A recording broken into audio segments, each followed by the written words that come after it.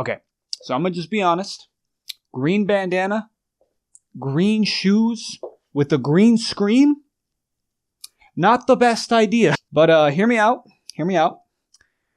This fit kind of gives me a stat raise in self-esteem. It's a little bit of an ego boost for me, so I'm gonna just wear it. What's going on, everybody? How y'all doing? It's your favorite stinky poopy diaper internet roommate. And if you've been wondering what your favorite stinky poopy diaper internet roommate has been doing lately, well, lately I've been, thinking, analyzing, big braining, just pondering in the oceans of my thoughts, really, about the influence that anime has had on multiple types of media. It's so weird to me that for a lot of my life, anime was considered to only be for those weird, loser, ew, icky, get away from me, nerd, those kind of people. Like me.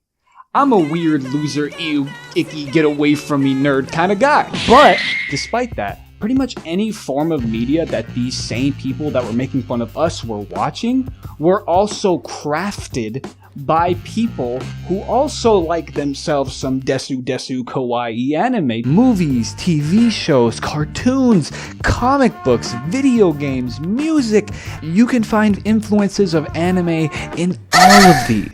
Like when I saw Kanye referencing Akira in the Stronger music video, literally to a T, I knew at that moment I was cool all along. Wow. That's awesome. Which is why I wanted to make a series talking about specific forms of media and how they were influenced by anime. So come with me, hither, as we go into both cool examples of movies taking influence from anime and ones that might make you question about the idea of influence and when does it really become plagiarism. Today, we're looking at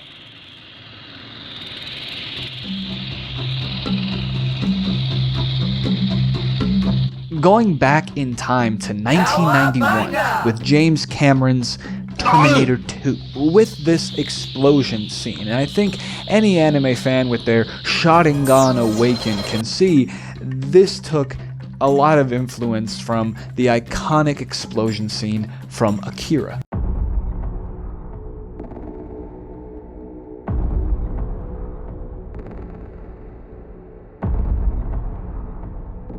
The art team went into detail about how they were digging through other types of media to find other examples of an explosion scene. That of course led them to Akira, which helped greatly with creating this scene. But I wouldn't be surprised if Cameron had some involvement in it, considering he's been cited to be an anime fan with his certain quotes about loving Ghost in the Shell specifically, and the fact that he wrote and produced on the live-action Battle Angel Alita, which fucking holy poop shit, I still can't get the image out of my mind with what they did with her eyes. I hate it. I hate it so much. But sometimes it's not even the plot or a certain scene that they take influence from. Sometimes it's the armor or the drip.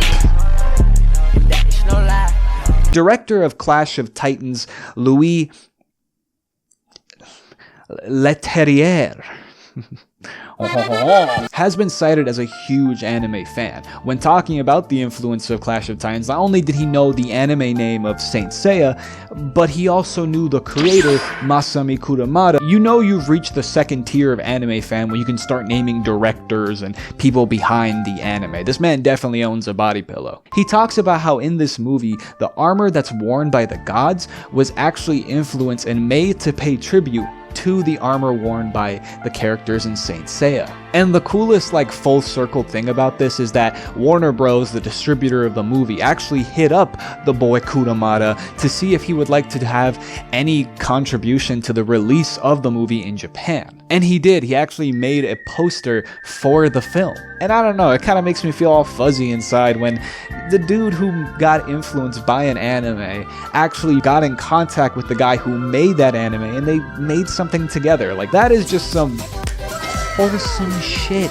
And a film that I think that proudly wears its anime influence on its sleeve for everyone to see is Scott Pilgrim vs. the World. Much like its influence from comics and video games, anime also just bleeds all through this movie. You see it through a lot of the directing, like there's certain shots that are just so anime-esque, it's ridiculous. They even got those epic anime lines that every anime YouTuber can't do a zoom in without using to save their fucking lives. Just look at Gideon here. Literally, Naruto hand signs. Naruto hand signs. Subscribe! Now I would, to show you my Giga Chad weebness, perform for you these hand signs, but unfortunately, my dick just isn't that big. And the directors of Scott Pilgrim actually cited anime that influenced them. They mentioned Afro Samurai, Fooly Cooly, and of course, Naruto. I'm pretty sure, like me, you probably heard all about how Pacific Rim took influence from... Fuck, I have to say it now. Evangelion, Evangelion, Evangelion. There. Now no one will be fucking mad at me. But in actuality, that wasn't really the case. The directors Guillermo del Toro and Travis Beacham actually said that the influence comes from more of the older giant robot genre, like your Ultramans and your Gundams. And we gotta talk about probably my favorite movie on this list, Chronicle. It's easily one of the most unique takes on the whole, superhero, superpowers genre. It's about some teenagers played by 20-year-olds, of course, that are given psychic telekinetic powers and how that changes them. And it's all shot in that found footage style, but it's so cool because the camera is like being held up by their, telekinetic powers. And I'm sure you did hear me say teenagers and psychic powers, so you know what that means. It's inspired by Akira. The influence mostly comes from Andrew. He doesn't have the best life, he's kind of a loner, he gets bullied at school and at home. So of course, after getting these powers, he begins the arc of going from the bullied to the bully. But it's most obvious at the very end of the movie where Andrew goes on a huge rampage on the city, and it's very inspired by, Akira and Tetsuo, of course. In fact, the director himself even called this moment his version of Tetsuo's rampage. Now, you can't talk anime influence on movies without talking about The Matrix. Like, no, seriously, before The Matrix was ever made, the Wachowski sisters actually showed their producer the whole Ghost in the Shell movie, and were just like, we want to make that. There's a huge number of concepts and literal direct, taken shots from Ghost in the Shell. Like that whole concept of plugging in a thing to the back of your neck, it's in both movies. This scene where someone shoots a gun and then the bullets make the water rise like this. Or the scene with the watermelons that are falling after being shot and exploding. Even the whole green number codes that's usually associated with The Matrix. Yeah, that actually comes from Ghost in the Shell. In all honesty, Ghost in the Shell could have its whole own video on its influence on the entire sci-fi genre. And actually, the director of Ghost in the Shell, when he was asked about his influence on Hollywood movies, he mentioned The Matrix, and though he said that he has nothing against, people taking influence from him, even adding that, no movie can be completely original. Influence is mutual. But he was actually embarrassed considering for years, Japanese animation had been taking influence from Hollywood movies. He just finds it interesting that Japanese animation was taking influence from Hollywood movies, and now those same Hollywood movies were taking influence from the Japanese animation that was taking influence from them in the first place, and it's all full circle. It's all connected. Ultimately, he saw the imitation as a sign of respect, but not every Japanese director feels this way.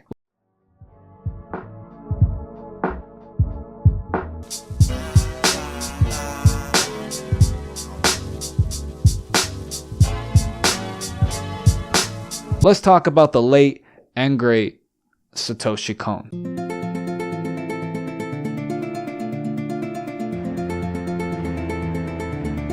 To me, he's easily one of the best, if not the best, directors of all time. Although Kon was, hugely influential in the film industry, there's even an entire documentary called The Illusionist, where it's just, different directors from across the world talking about how they were influenced by Satoshi Kon. But he never really had huge mainstream success. He never really made a lot of money back from the movies he would make. At least from what I read, I could be wrong, he was pretty much a struggling director and artist throughout his entire career up until his death. And I'm telling you this because I think it's vital to understand why Satoshi Kon had the feelings he had about movies that were influenced by him. Christopher Nolan's Inception and Darren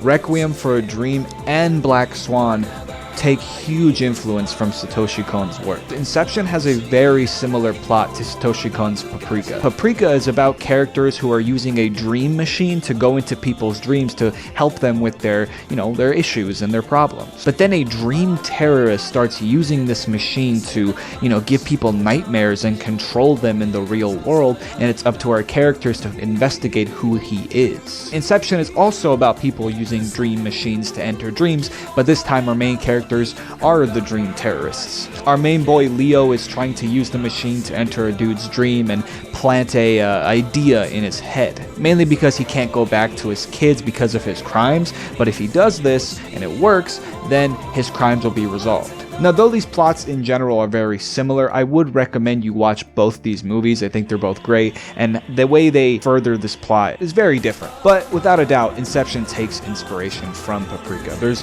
specifically 3 scenes that I think show this completely. In both movies, there's a scene where a character touches air and suddenly everything kind of breaks into, little pieces. You got this hallway scene, which for starters, the hallways both already look alike. But even further, Inception, much like Paprika, also does a whole warpy, floaty, reality bending hallway thing too. And the most obvious one is how both of one of the main characters uses an elevator with different levels to have specific dreams in each level. Inception even took the whole idea of having a one floor that has a super restricted, you can't see this, it's forbidden dream on a specific level.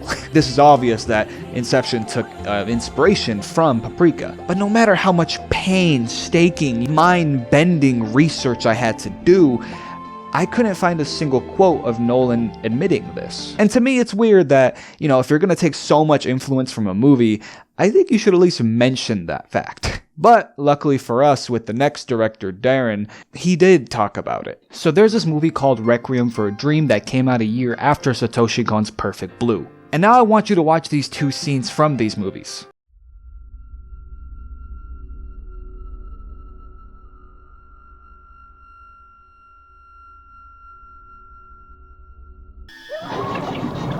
It's an exact copy. And don't get me wrong, they have very different plots. In Requiem, you're following the life of some druggies as you get to see all the twists and turns that this life takes them. Spoiler, they all end very badly. It's basically a choose your adventure game, but only the bad endings. And Perfect Blue is about a girl that's trying to make it big in a form of entertainment as she starts getting haunted by this alter ego version of herself and murders start happening and shit. But still, Requiem has a bunch of scenes that obviously take a bunch of influence from Perfect Blue. And the director, Darren, he doesn't lie about his influence. He was in the Satoshi Kon documentary praising him. He even tried to buy the rights of Perfect Blue to make a live-action version of it. This didn't happen. And he even had a meeting with Satoshi Kon and showed him this scene. And though he was being nice, I kind of get the vibe that he wasn't exactly thrilled about these scenes that paid homage to Perfect Blue. He jokingly calls it a ripoff, and at one point he tells this story which I think says a lot. He tells a story about how he was on a plane ride with the actress from this scene, and while she was in first class, he was still in business. Like I said, Kon was always a struggling director, especially in this time because Perfect Blue, it didn't really make its money back. Meanwhile, Darren, after making his movie Pi, was already a very rich, established, and popular film director. So I think the question that arises is it really fair for a director who is acclaimed and much more popular to be ripping scenes straight from a more struggling and not very well known director? A year or so after Satoshi Kon's death, Darren would make a movie called Black Swan, which not only has similar shots to Perfect Blue, but even more plot similarities than Requiem for a Dream had to Perfect Blue. Main girl character trying to do something big in entertainment while constantly getting haunted by an alter ego version of herself. Main girl losing herself a bit and having hallucinations and visions and dreams and sometimes even seeing murders. A mother figure type who used to do the same thing as the main character but can't now, so she kind of lives through the success of the main character. Even the main characters' names are similar. The Perfect Blue main character's name is Mima, while the Black Swan main character name is Nina. Come on, dude. Learning about this really changed my perception of the idea of taking influence from something.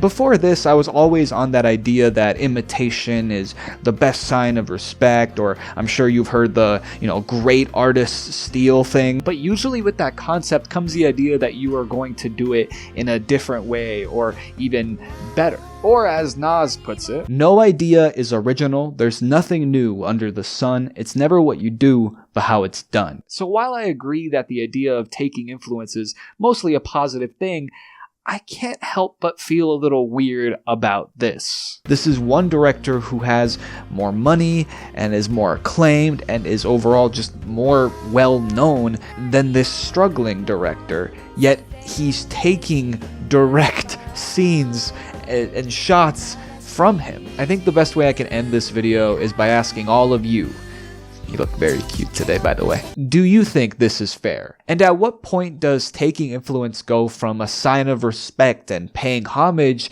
to just being unfair and downright stealing? I really gotta pee, so I'm gonna try to get through this as fast as possible. If you enjoyed what you saw today, you can help the channel by giving a like and subscribe. I would really appreciate it. I'm working towards a goal of getting to 10K subscribers. But with all that being said, thank you so much for coming to this little pit stop on the corner of the internet. Peace. I gotta pee.